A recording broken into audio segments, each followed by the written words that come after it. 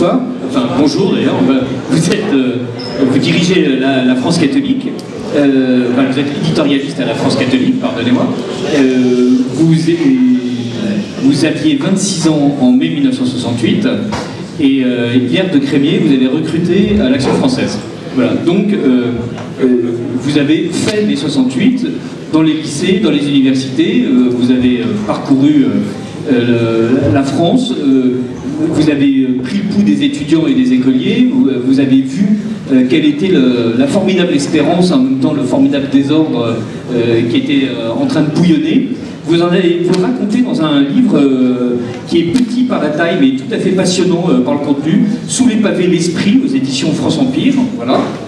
Donc, pour ceux qui n'auraient pas encore dépensé 78,50 €, donc j'ajoute dans la hotte Sous les pavés l'esprit, le livre de Gérard Leclerc, où vous racontez ce mai 68. On va un peu en parler, et après, en matière de punition, après avoir eu le plaisir de vous écouter, je vais quand même vous demander de réagir avec votre science d'éditorialiste, avec votre réflexion de 50 ans d'engagement politique, sur un certain nombre de points de bien commun, puisque donc, on a vu tout à l'heure qu'il était à la fois très simple et très compliqué de parler de bien commun, puisque il fallait que des communautés existent, on sait qu'elles existent, il fallait qu'il y ait un cadre, il fallait qu'il y ait une volonté politique, tout ça existe, à un moment donné il y a des circonstances, et ce sont dans les circonstances qu'on va pouvoir les prouver. Mais mai 68, pour vous, donc c'est, et vous le racontez très bien dans votre livre, et c'est ce qui a un peu été dit tout à l'heure, c'est d'abord en fait la faillite de la gauche qui est immédiatement évacuée du débat parce qu'elle appartient au vieux monde. Oui, c'est vrai, c'est un phénomène très étrange que mai 68. Le mot phénomène est intéressant d'ailleurs parce qu'il invite à se pencher sur l'originalité d'un événement. On m'entend bien là? Moi, Hilaire m'avait quasiment embauché à l'époque. Je revenais comment dirais-je, je revenais de la brousse africaine.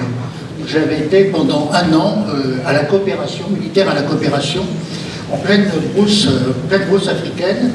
Et puis je me suis retrouvé instantanément dans la brousse du quartier latin, parce que j'habitais à l'époque le quartier latin. J'ai vu naître en fait les prodromes de mai 68, à la Sorbonne je me trouvais, parce qu'il y avait une surchauffe des groupuscules d'extrême gauche, notamment trotskistes et maoïstes, et ces gens-là avaient une réelle puissance d'agitation. Tous les intercours en Sorbonne étaient interrompus par des prises de parole, etc. Donc on sentait que les choses étaient en train de bouillonner, mais j'étais quand même à milieu de songer au phénomène qui s'est passé, qui était enfin, à l'origine tout à fait spontané. C'est un souvenir que j'ai, c'était... Moi j'habitais le quartier latin, je n'ai pas assisté aux premières émeutes. C'est un frère d'Hilaire qui est venu nous raconter qu'il avait participé, il avait lui-même lancé des pavés contre les CRS à ce moment-là. Tous ceux qui ont des photos d'Hilaire en train de lancer des pavés, vous venez me trouver après. Et donc les gauchistes, si vous voulez, ont trouvé un terrain d'agitation qui était tout à fait inattendu. Parce que ce mouvement de jeunesse, personne ne l'avait envisagé. C'était la mobilisation, ce que mon ami le sociologue Paul Lyonnais appelait le peuple adolescent. Le peuple adolescent qui était né du baby-boom, de l'après-guerre, qui avait profité de ce qu'on appelait les 30 glorieux, c'est-à-dire cette extraordinaire renaissance économique de l'après-guerre, qui changeait les données quand même, les données sociales, sociologiques, voire politiques du pays. C'est ce peuple adolescent qui avait notamment envahi les facultés, parce qu'on était passé quand même de quelques milliers d'étudiants dans les facultés à quelques dizaines de milliers, puis centaines de milliers, voire ensuite millions d'étudiants, et ça avait complètement changé la donne. Alors ce qui s'est passé, c'est que les gauchistes ont été l'étincelle d'une explosion qui est venue de ce peuple adolescent. Mais ce peuple adolescent n'était pas forcément dans les, comment dirais-je, imbu des idéologies trotskistes, maoïstes ou que sais-je de l'époque. Moi, j'ai bien connu un excellent d'ailleurs historien du Parti communiste français qui s'appelait Philippe Rodrieux, m'expliquait qu'en 68, il était complètement démobilisé de toute action politique. Il avait abandonné tous ses mandats, politiques. Et quand il a vu cette agitation, c'est comme ça, il dit oh là là, je reprends du service. Ces petits jeunes, on va essayer de les encadrer, on va leur apprendre ce que c'est qu'une manif, etc. Mais je dirais, toute sa science de militant ne servait à rien. Ça ne mordait pas. Sa culture léniniste, sa culture même syndicale ne mordait pas. Ce qui fait que ce mouvement politique, à l'origine, a changé complètement de caractère. En 67, l'année précédente, on avait célébré les 50 ans de la révolution soviétique, à Saint-Pétersbourg en 1917. Et dans l'idée d'Anna Krivine et de beaucoup de ses camarades, il s'agissait de recommencer la même chose. Et ils ont aperçu que ce n'était pas possible. Il y a un personnage très, très singulier, j'oublie son nom, ça me revient tout à l'heure, qui était un modèle même du militant maoïste, qui avait une culture léniniste, etc. En plein mai 68, il en a fait une dépression nerveuse. Pourquoi? Parce que les choses ne coïncidaient pas avec son schéma léniniste, parce qu'en disant les étudiants c'est bien gentil, mais les étudiants ça peut pas faire la révolution, il faut que la classe ouvrière enclenche. Si la classe ouvrière n'enclenche pas, c'est fichu. Or, la classe ouvrière non seulement n'enclenchait pas, mais par la médiation du Parti communiste et de la CGT, était engagée dans une négociation, je dirais, de type classique, même si cette négociation, elle prenait une ampleur étonnante à cause d'un mouvement social qu'on n'avait pas vu depuis le Front populaire en 1936, et même en 1936, il n'y avait pas eu autant de grévistes qu'en 1968. Mais tout de suite, Georges Séguy s'est engagé dans une négociation avec Georges Pompidou, et il était évident que le Parti communiste ne voulait pas faire la révolution. Alors, souvenir avec Hilaire, en fait, il y a eu deux phases dans notre attitude en 68. La première phase, c'est quand même, au début, on s'interrogeait en même disant, mais sur quoi ça va déboucher? Puis on avait Pierre Juel qui avait ses contacts à l'époque, un peu avec les milieux dirigeants, il faut bien le dire, et est-ce qu'ils nous ont un peu intoxiqués? Ils nous ont dit, mais oui, il y a un coup communiste, c'est possible, et vous verrez, un soir, il y aura coupure d'électricité, ce sera le signal de la révolution. Bon. La révolution n'est pas arrivée, pour les raisons que je vous ai dites. Et d'ailleurs, c'est marrant, dans le livre, il y a un petit livre aussi sur 68 qui vient apparaître bien intéressant de l'ancien directeur de l'Appel, Olivier Germain-Thomas, où il raconte une conversation avec Valdez Crochet, qui était le secrétaire général du Parti communiste de l'époque, et qui ne se cachait pas. Il disait, mais non, pas question de faire la révolution, mais parlez-moi avec ces petits mots, etc. Pas question de faire la révolution. Donc, on s'est aperçu qu'il n'y aurait pas de révolution, bien sûr, et donc dans une deuxième phase, on a décidé de rentrer dans la contestation, c'est-à-dire de profiter de la possibilité de discussion, de libre expression qui nous était donnée dans tous les lycées, facs, etc., où on négociait, les militants sur place négociaient avec les grèves. Et on est été, pour moi, ça a été une école extraordinaire, parce que... Donc là, vous faites le tour des lycées de Paris et de banlieue en intervenant dans les AG et en expliquant la solution, c'est le droit. Absolument. Moi, je me suis retrouvé, par exemple, je me souviens, dans un lycée, c'était de l'ouest parisien, j'étais avec des trotskistes, on était sur la même tribune et comment dirais-je, on avait, je sais pas, 400 lycéens qui étaient massés dans le répertoire. Et voilà. Alors, ce qui m'a paru quand même intéressant, un peu troublant à l'époque, c'est qu'ils auraient tout cassé la figure. Il y avait deux ou trois militants qui m'accompagnaient. Mais dans la logique de l'époque, avec les passions de l'époque, j'aurais pu me faire casser la figure. Or, il me laissait parler. Il me laissait parler. Et même, alors c'est là où j'ai senti quand même il y avait des différences culture politique très différente, parce que je me suis aperçu qu'avec il y avait une autre, comment dirais-je, il y avait une nouvelle mouture de gauchistes avec qui on pouvait aller très loin dans la discussion. Et à ce moment-là, j'ai eu des discussions passionnantes, je me souviens, au lycée des Gobelins, disant oui, je vous connais, les royalistes, je sais que vous n'êtes pas des fascistes, etc. Et on était vraiment entrés dans une discussion extrêmement intéressante. Et alors, là, sur le terrain, on s'apercevait rapidement que cette révolution, comment dirais-je, n'avait pas de débouché politique. On sentait que, en fait, le marxisme dont on parlait, comme disait mon ami Maurice Clavel, on parlait marxien dans les rues. Mai 68, ça, apparemment, c'était une extraordinaire renaissance du marxisme. Je me souviens, à Orléans, j'avais fait une réunion à Orléans avec notre ami Yves Le Mignon. J'avais trouvé un lycéen de 16 ans, étonnant, qui était capable de vous réciter le Capital, enfin de vous définir le Capital, un exposé extraordinairement brillant, disant on est en pleine renaissance du marxisme. Or, Clavel, lui, disait non. En fait, le marxisme est en train de connaître ce qu'il appelait un été de la Saint-Martin. Ça va durer 3 jours et après vous allez voir. Et là, on s'est aperçu, mai 68, c'est aussi l'annonce d'un changement d'univers, mental, idéologique, et la chute du Parti communiste qui va s'en suivre par la suite. Bon, évidemment, tout ça, ce sera en lien avec ce qui se passe dans les pays de l'Est. Mais on sent qu'il y a un bouleversement qui va se produire. Et par contre, les militants communistes ne savaient pas qu'ils ne comprenaient rien à rien.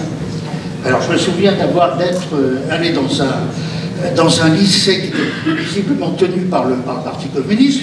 J'avais eu la gentillesse de m'accueillir, et je me suis trouvé là encore dans une immense salle comble, avec deux militants rigolards. Mais voilà le représentant d'Action française, il me laissait le micro, et je commençais à expliquer que ce mouvement 68, il ne concernait pas la France, il avait une dimension internationale. Regardez ce qui se passe en Pologne. Alors là, les militants sont rentrés dans une rage folle, parce qu'il était hors de question de mettre en cause leur propre système, leur repère. Là. Et de ce point de vue-là, il y avait une glaciation idéologique que je ne retrouvais pas chez certains gauchistes. Donc le mouvement de mai 68, comment dirais-je, il est difficile, enfin, sur le coup, il faut vraiment pénétrer dans le mouvement, etc., pour se dire qu'il y a des choses qui sont en train de se passer, qui contredisent la doxa, etc. Mai 68 annonce tout à fait autre chose. Alors justement, qu'est-ce que mai 68 annonçait et qui n'est pas devenu... Il y a eu un moment dans mai 68 où il y a eu des moments dans mai 68 d'une manière sporadique où le discours pouvait déboucher sur une vraie remise en cause du capitalisme. Alors, là il faudrait 1 heure pour répondre à cette question. Ah oui, mais non. Mais si vous voulez, il y a plusieurs niveaux. Il y a les gauchistes, les trotskistes n'ont pas fait leur révolution. Mais quand même, ils ont senti qu'ils avaient une capacité de mobilisation et ils n'ont pas renoncé à une attaque violente de la société, du capitalisme, etc.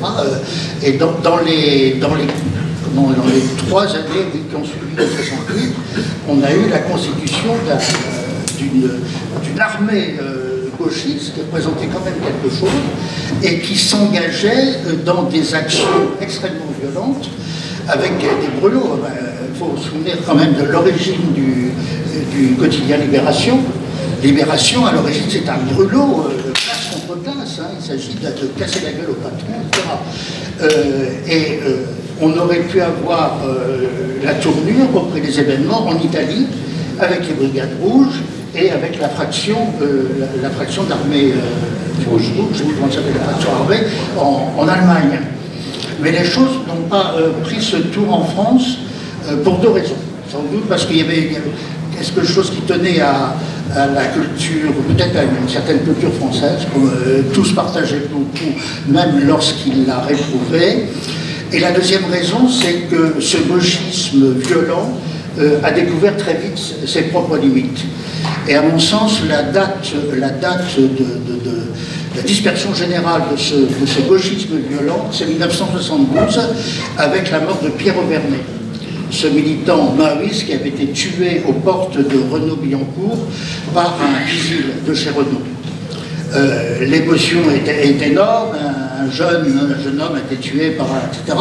Et il y a des obsèques gigantesques qui se déroulent dans Paris. Il y avait 200 000 personnes, 200 000 jeunes, c'était extrêmement impressionnant. J'avais suivi ça très près, j'avais suivi ça jusqu'au cimetière du Père-Lachaise. Et là, j'avais trouvé d'ailleurs des choses très étonnantes. Il y avait deux dirigeants Mao assez charismatiques. Il y avait, comment il s'appelait, Lebris et le Dantec, notamment, qui haranguait la foule du haut des murs du cimetière du Père-Lachaise. Et puis à un moment, il y en a un, lequel a dit maintenant nous allons donner de la parole à une cousine de Pierre Auverney. Une brave femme, vraiment une brave femme sortie de je ne sais où, de sa campagne, et qui a commencé à dire que nous soyons chrétiens ou pas, ayant une pensée pour Pierre Auverney. Alors, évidemment, c'était, comment dirais-je, c'était pas du tout un discours maoïste ou quoi que ce soit. C'est là que je me suis aperçu qu'on avait quand même affaire à des gaillards d'un sens particulier. Et un an après, je rencontrais Maurice Clavel, et Clavel me disait « Lebris et le Dantec sont des chouans », vous ne les connaissez pas, ce sont des vrais chouans. Bon, c'est vrai qu'on avait affaire à des personnages tout à fait singuliers, et qu'il y avait une autre dimension chez bon nombre de gauchistes qui, comment dirais-je, avait un sens de l'absolu qui mettait dans la politique et qui dépassait la politique en définitive. Et là, Clavel avait vu juste pour un certain nombre de ses garçons, notamment le plus emblématique de tous, Pierre Victor, son vrai nom Béni Lévy, qui termine sa vie dans une yeshiva de Jérusalem. Alors, encore deux choses pour répondre aux questions. Ce gauchisme violent, en fait, il s'arrête avec la mort de Pierre Auverney. Alors qu'on pouvait croire qu'avec cette masse de réserve qu'ils avaient dans la rue, ils allaient pouvoir faire des malheurs. Donc ça s'arrête là. Et par contre, il y aura, disons, trois rebonds qui définiront une nouvelle façon de faire la politique. Il y aura l'affaire du Larzac, la révolte contre le projet de faire de détendre la base militaire du Larzac, qui réunira quand même une centaine de milliers de personnes. Bon, ce sera sans lendemain, mais c'est quand même une nouvelle forme de militantisme qui est en train de s'inventer. La deuxième chose, ce sera l'affaire LIP. C'était à Besançon, je crois. L'usine va fermer.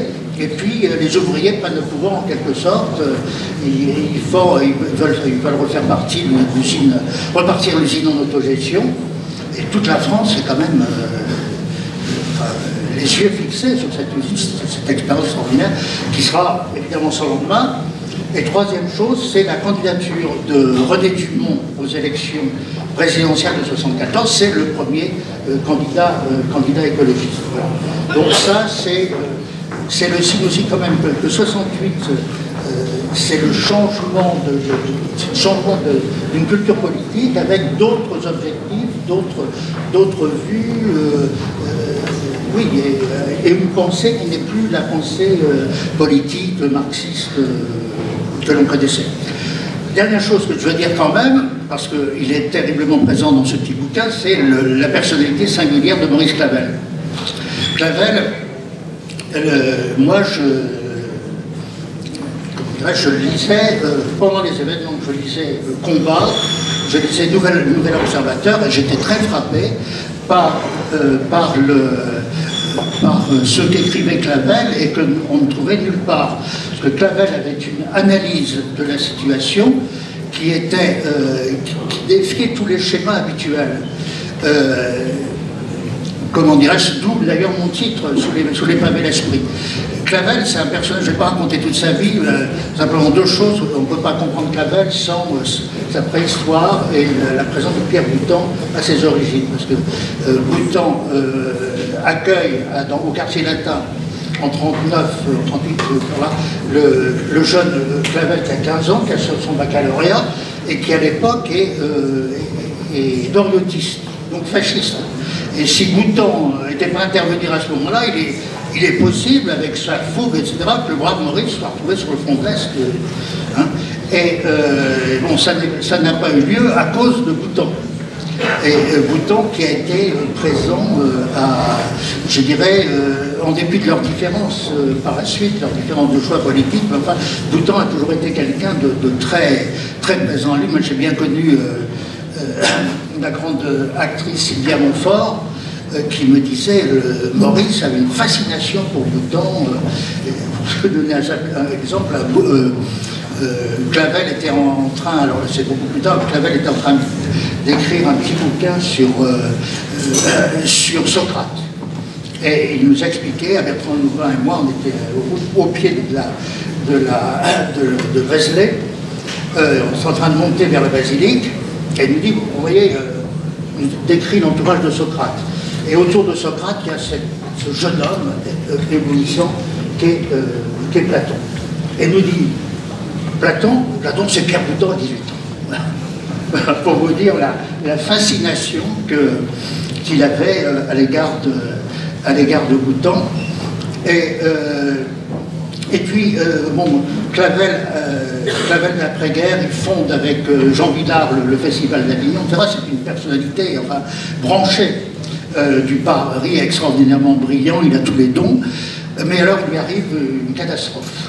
Dans les années 60, il rentre dans une dépression carabinée, dont il n'arrive pas à se sortir. Et du coup, il va voir tous les pharmacologues possibles et imaginables, il va voir les psys, jusqu'au jour où il y a un psy qui dit « Monsieur Clavel, je ne peux rien pour vous, il faut que vous alliez voir un prêtre. » Clavel un peu surpris, du coup il va voir un autre psy juif, celui-là il ne m'emmerdera pas avec les curés, et le psy juif dit « Monsieur Clavel, je ne peux rien pour vous, vous allez voir un prêtre. » Alors du coup, à ce moment-là, grâce à Pierre Boursat, qui était le fondateur de la communauté d'Emmanuel, il va avoir un grand spirituel de l'époque, le père Cafarel, qui va le mettre dans Saint-Jean-de-la-Croix, et Clavel va se convertir, je dirais, radicalement, point d'être, comment dirais-je, pratiquant au quotidien. Il a la messe tous les jours. Clavel, la première fois que j'ai vu,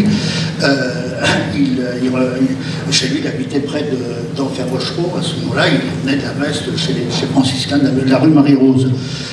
Et donc cette conversion de Clavel au christianisme va être déterminante pour sa pensée et sa pensée politique. Et il va analyser le phénomène mai 68 à la lumière de sa propre conversion. Parce que pour lui, ce bouillonnement de 68, ça correspond à une énorme convulsion sociale et qu'il analyse à l'image de la convulsion qu'il a traversée lui avant de retrouver la foi. Et il pense que la seule solution pour sortir de cette convulsion sociale, c'est le retour de l'esprit, même le retour de Dieu. Alors à ce moment-là, on a dit ce type est complètement fou. Il est avec des marxistes, etc. et tout, il veut que Dieu revienne et tout. Mais en fait, je crois qu'il avait profondément raison, parce qu'il y a, dans 68, il y a la découverte, comment dirais-je, d'une recherche d'un sens. Les idéologies modernes ne donnent plus sens à la société, et cette société qui a profondément changé, à la suite des 30 Glorieuses, etc., n'a plus ses repères. Guillaume Cuchet a écrit un livre remarquable sur la perte de la pratique religieuse, l'effondrement religieux qui a lieu en 65, approximativement. Donc, il faut voir aussi que la France de 68, c'est la France qui a perdu la pratique religieuse et où on ne transmet plus. Et Clavel disait, non, c'est pas vrai que c'est la révolte, le 68 c'est la révolte contre le père, le 68 c'est l'appel des jeunes au père pour que le père prenne ses responsabilités. Mais comme les pères sont en pleine incertitude, ils ont perdu leur propre repère, ils sont incapables de répondre à cette réponse, d'où cette explosion. Et moi, de cette explosion, dit Clavel, je vais essayer de faire quelque chose de positif. Voilà.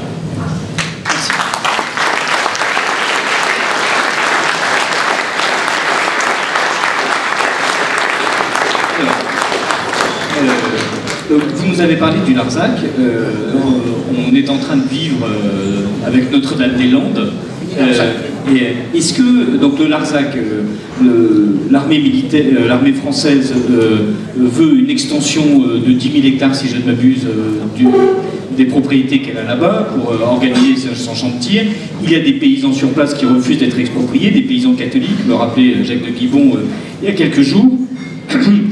Aujourd'hui, on a un aéroport, celui de Nantes, et on a un projet d'extension de cet aéroport où 1600 hectares sont préemptés par l'État sur la base d'un projet technocratique qui rend, paraît-il, absolument nécessaire le fait qu'on dévaste cette région pour construire un aéroport beaucoup plus grand, alors que d'autres aéroports ailleurs présentent les mêmes caractéristiques de Nantes, avec le même genre de piste et avec un trafic beaucoup plus important. Autrement dit, l'expropriation paraît inappropriée. Et des gens décident de s'installer, d'occuper le territoire de Notre-Dame-des-Landes. Et donc, est-ce que le bien commun justifiait-il la spoliation légale par l'État? Et est-ce qu'au contraire, le bien commun justifie-t-il qu'il fallait s'opposer à l'État d'une manière illégale, en l'empêchant de construire? Est-ce que les règles qui ont présidé, les règles curieuses et républicaines qui ont présidé au débat, qui consistent à faire voter, et puis après à tailler dans un corps électoral pour faire en sorte que ce soit exactement le vote qu'on veuille, et puis ensuite pour dire que de toute façon le résultat de la consultation n'a aucune importance et qu'on fera totalement autre chose. Est-ce qu'on a là plusieurs étages de bien commun possibles entre le droit à la propriété ou non, le fait de s'opposer à l'État ou pas, le fait de consulter le peuple ou au contraire de lui imposer notre volonté, et même on a un dernier cliquet de bien commun qui est fascinant avec la manière dont le préfet est en train en quelque sorte de légaliser l'occupation illégale en rendant aux occupants illégaux plus facile la possession des terres qui s'étaient appropriées qu'elle ne l'avait été pour les paysans à qui il appartenait auparavant. Donc voilà, donc la question est extrêmement simple et donc oui, bien commun. Je crois que Jacques de Guibon serait beaucoup plus armé que moi pour répondre. Ah oui, mais lui, il est puni tout à l'heure, donc il parlera à 17h. À cette question, parce qu'il a été sur place, il a été sur place, il connaît un peu les acteurs de cette affaire. Moi, je ne les connais pas du tout. Donc, je donne mon sentiment quand même en toute prudence là-dessus. Moi effectivement, on a fait la comparaison avec le Larzac. Je crois qu'elle est fondée. Et il faut voir aussi que ça a duré très longtemps, cette affaire, et puis en définitive, on a laissé tomber. Il a fallu attendre Mitterrand pour que l'affaire soit entérinée. Mais en définitive, ce sont les contestataires qui ont eu raison. Alors, parfois, il y a des, comment dirais-je, il y a le bien commun, la question du bien commun nous place devant des conflits de devoirs. Moi, je me souviens, nous, à l'époque, on avait plutôt pris, on a même pris position pour le Larzac, on s'était tombé dessus. Je me souviens par une dame très très bien, qui était, même épouse d'officier et mère de militaires, en disant que c'est criminel ce que vous dites là, parce que l'armée française a absolument besoin de ce terrain, parce que les chars, pour faire évoluer les chars, etc., on n'a pas les terrains requis, et bon, même on met la vie de nos hommes en danger, donc il faut absolument ce terrain. Alors, bon, est-ce que cette extension du Larzac, d'un camp militaire au Larzac était fondé, je ne sais pas trop, je ne suis pas assez compétent pour répondre, mais il peut y avoir effectivement des contradictions, des conflits de devoirs, ce que les moralistes appellent des conflits de devoirs. Moi, si vous voulez, peut-être je vous répondrai de façon un peu pointilliste. Moi, j'ai fait un rapide voyage là, dans le Berry, là, je reviens du Berry. Et je me promenais avec mon frère, il disait, tu vois la catastrophe, ici il y a des hectares et des hectares qui étaient autrefois protégés par des haies, etc. On fait de l'agriculture intensive. Non seulement on a modifié le paysage, mais on met en danger la nature. Moi, je suis très frappé parce qu'aujourd'hui, tout le monde parle d'écologie, mais en même temps, il y a des pratiques en ce moment, même dans le monde agricole, que j'aime, que j'adore même, il y a des pratiques aujourd'hui qui vont tout à fait à l'encontre du souci écologique. Moi, je passe mes vacances en Creuse, où il y a une forêt assez abondante, mais la forêt est en train d'être saccagée en ce moment, avec de nouvelles pratiques. D'ailleurs, à Guéret, par exemple, il y a une espèce d'immense chaudière qui a été construite pour chauffer les bâtiments publics. Et on jette là, dans cette chaudière des arbres entiers, évidemment, mais c'est toute la forêt aux alentours qui est morte, si vous voulez. Donc, moi, il faudrait savoir si l'impératif écologique est sérieux ou pas. Si la planète est en danger, si nos propres sols ne sont pas en danger, est-ce que vraiment il s'agit de changer de paradigme économique, et, parce que c'est vital pour aujourd'hui et pour demain. À ce moment-là, je crois que moi, il faut changer, effectivement, il faut changer de paradigme. Si vraiment l'impératif écologique est aussi pressant que le dit le pape, un certain nombre de gens, oui, je crois qu'il faut changer de paradigme. Et là, je reviens un petit peu à mai 68, il y a eu quand même, il y a quelqu'un que je n'ai pas connu, mais j'aurais pu connaître, qui s'appelle Jacques Ellul, qui pour moi est un homme tout à fait éminent, et donc il faut rééditer et relire tous les textes, parce que Ellul a mis en cause la civilisation technique, la civilisation technicienne, en montrant les catastrophes anthropologiques que cela pouvait occasionner. En fait, la technique qui est livrée à sa propre logique, indépendamment des finalités humaines les plus vives, si j'ose dire. Et de ce point de vue-là, Ellul a profité un petit peu d'un certain climat favorable. Il a d'ailleurs marqué de façon intéressante quelqu'un comme José Bové. José Bové, qui aujourd'hui est engagé dans la lutte contre la PMA, la GPA, etc., il doit ça à Ellul. Donc si malheureusement, beaucoup d'ailleurs de dirigeants, même Noël Mamère a été à l'école d'Ellul, mais malheureusement ils ont obtenu, je sais pas, un dixième de la pensée d'Ellul, et c'est bien dommage. Là, je crois que le bien commun exige une révision fondamentale de nos concepts, notamment du pays. Merci. Autre question, pardonnez-moi, j'enchaîne. Est-ce que, avec l'affaire de Syrie, on peut là aussi raisonner un bien commun à un niveau national et international? Est-ce que le devoir d'ingérence justifie qu'on s'affranchisse des règles internationales, ou est-ce que c'est un nouveau colonialisme? Est-ce que le statut et la stature de l'État français justifiaient qu'on se passe de l'avis de l'ONU? Comment est-ce qu'on peut justifier qu'on applique, d'exiger le respect des règles internationales pour certains et continuer à exiger qu'on les respecte alors qu'on s'en a affranchi soi-même? Autrement dit, voilà. Est-ce que dans cette histoire du bombardement par les avions français d'installations industrielles en Syrie, le bien commun a été servi ou pas? Là, vous me posez encore... Je vous pose que des questions faciles, pas des questions simples. Une énorme question, et là encore, je plaiderai mon incompétence, parce que, justement, c'est ça le problème. Quand vous vous engagez dans l'analyse de situation, la situation du Proche-Orient, il faut des compétences que je n'ai pas. Moi, il y a des gens que je lis avec beaucoup d'intérêt. Par exemple, Renaud Girard, dans le Figaro, je lis la chronique de Renaud Girard tous les mardis avec beaucoup d'intérêt.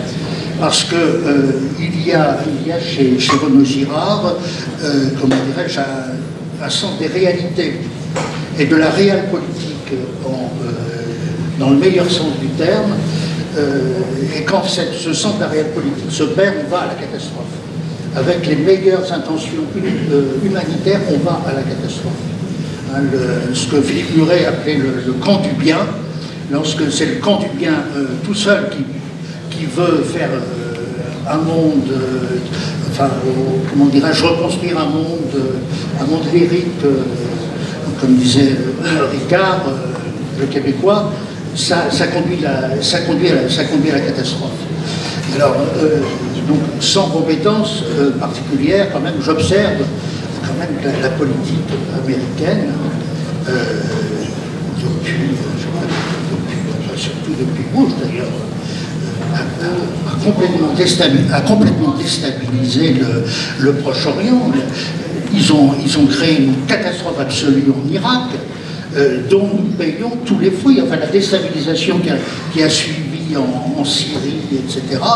Et bon, c'est la suite d'une politique américaine désastreuse. Et là, de ce point de vue-là, je crois qu'il n'y a pas de politique française qui ne puisse être fondée hors des réalités géopolitiques. Une politique qui, uniquement fondée sur des principes pseudo-moraux, nous conduit à la catastrophe. Parfait.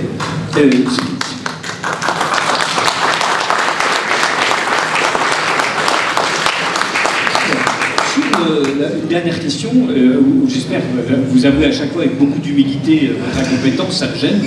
Voilà, donc je suis à peu près certain que vous êtes compétent, en tout cas ayez confiance en vous, Gérard. C'est sur le populisme, a-t-on le droit et le devoir de discuter des orientations prises et arrêtées ou par la démocratie européenne, ou bien est-ce qu'au contraire, cette démocratie européenne, cette construction, exige que tout mouvement soit irréversible et que toute contestation soit disqualifiée? Autrement dit, qu'est-ce qui fonde la légitimité ou l'illégitimité des populismes, et qu'est-ce qui fonde la légitimité ou l'illégitimité de ce qu'on appelle l'illibéralisme?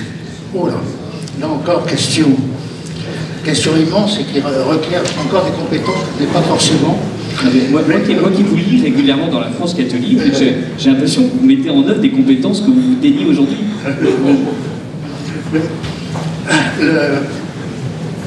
D'abord, une première observation, c'est que l'Europe dont on parle de notre président, Macron, les objectifs qu'il se propose sont en contradiction totale avec la réalité de l'Europe d'aujourd'hui.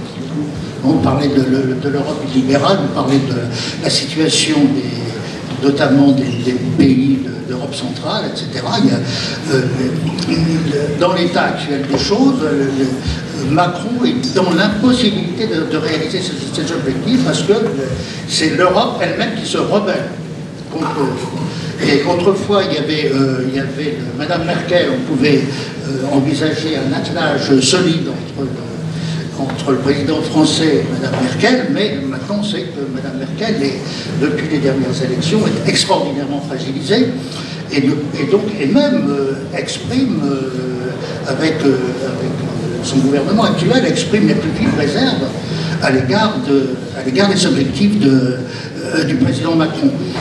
Et un des problèmes de l'Europe et de la construction européenne depuis l'origine, c'était de savoir en quoi consistait cette Europe. Est-ce que cette Europe consistait en une sorte de confédération de nations, mais qui respectait leur personnalité et leur autonomie, leur indépendance, ou cette Europe était une Europe technocratique qui visait à briser l'originalité des peuples et à briser les indépendances nationales. Alors moi, à mon sens, cette vision-là, qui était celle de Jean Monnet, etc., était promise à sa perte, parce que un jour ou l'autre, ce serait la revanche des peuples. Or, en ce moment, on a affaire à la revanche des peuples. D'autant plus que l'Europe est confrontée à de très graves problèmes. Je n'ai pas encore lu, mais je le lirai, le livre de mon collègue Smith sur l'Afrique, la formidable pesée que l'Afrique fait peser sur l'Europe. aucun homme politique sérieux aujourd'hui ne peut faire fi de ce problème, parce que la question des migrations anticipe sur le devenir de cette Afrique. Que va devenir cette Afrique? Là, et d'ailleurs, le problème de la pesée du continent africain se pose même pour l'Afrique du Nord. Parce que les pays du Maghreb, comment dirais-je, aujourd'hui sont aussi placés devant un problème d'immigration. Il n'y a pas seulement que l'Europe qui est concernée par cette affaire. Donc, il y a une saturation. Là, il y a une saturation des peuples face à la perspective d'une immigration incontrôlée. Et de ce point de vue-là, il y a un irréalisme de ce que Jean-Pierre Chevènement appelle les élites mondialisées. Et du coup, le projet européen aujourd'hui est en panne. Et à mon sens, je ne le vois pas reprendre son élan. Alors, à vous écouter, on a le sentiment en fait que le discernement du bien commun est une chose extrêmement difficile. Et est-ce qu'elle est difficile aujourd'hui parce que la nation française est enserrée dans un monde économique qui lui échappe, un monde politique qui lui échappe? Est-ce qu'il y a un génie mauvais particulier au XXIe siècle qui fait que le bien commun français est à jamais quelque chose d'indistinct, ou est-ce qu'il y a une autre raison qui fait qu'à toutes ces questions légitimes et auxquelles certains apportent quand même des réponses, dire le président français a décidé de bombarder, l'aéroport de Notre-Dame-des-Landes ne sera pas construit, les populismes sont continuellement, comment dire, méprisés par les médias et combattus par la loi, par l'Union européenne, qui prévoit là encore des sanctions contre la Hongrie. Il y a des gens qui ont l'air de dire que eux, le bien commun, ils savent exactement ce dont il s'agit. Alors, comment c'est-il que, vu de notre côté, on a l'impression que ce bien commun, enfin, en tout cas à vous entendre, que ce bien commun est quelque chose vraiment d'horriblement compliqué à comprendre, alors que d'autres y arrivent parfaitement bien? Jacques Bainville disait que les choses avaient toujours très mal marché. Donc, Jacques Bainville, de ce point de vue-là, n'avait pas la nostalgie d'un passé merveilleux. Le tragique, il est toujours présent dans l'histoire, il acquiert diverses figures. On a bien vu ce que c'était au XXe siècle, le tragique, avec les totalitarismes, les deux grands totalitarismes du XXe siècle. Mais aujourd'hui, le tragique, il réapparaît sous diverses formes, et notamment la question du devenir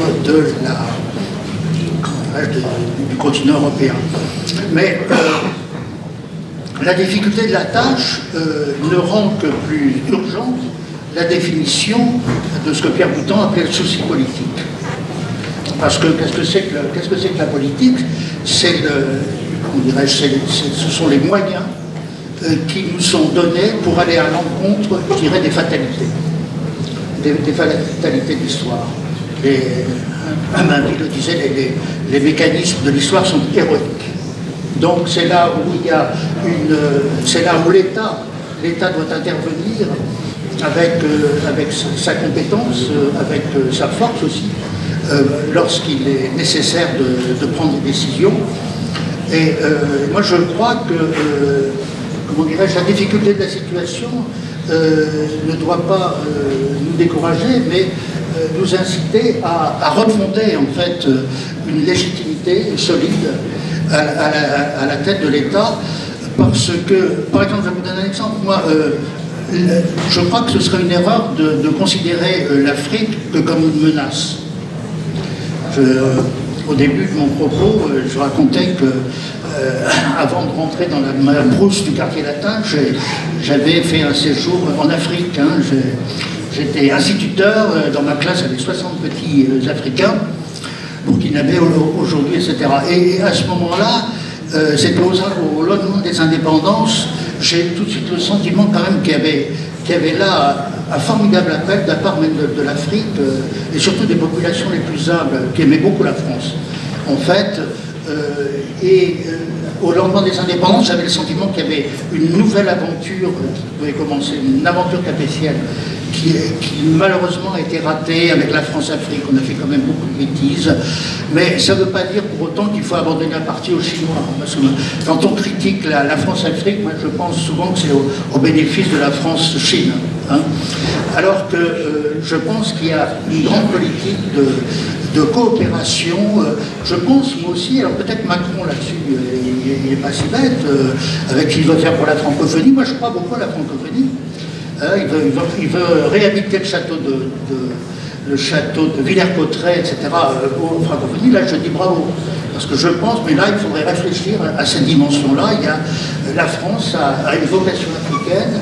Et je ne sais pas, bon, j'ai pas de programme, mais il me semble qu'il y a une grande politique à mener. Parce que, comment dirais-je, l'intérêt national français, ça n'est pas forcément quelque chose de rabougri. Maurras parlait, je crois, dans la politique religieuse du véritable, comment dirais-je, du sentiment européen et planétaire du véritable bien des peuples. Maurras disait que le sort de la nation française était associé au sentiment européen et planétaire du bien des peuples. Je suis toujours dans cette perspective. Eh bien, merci mille fois, voilà, une noble ambition.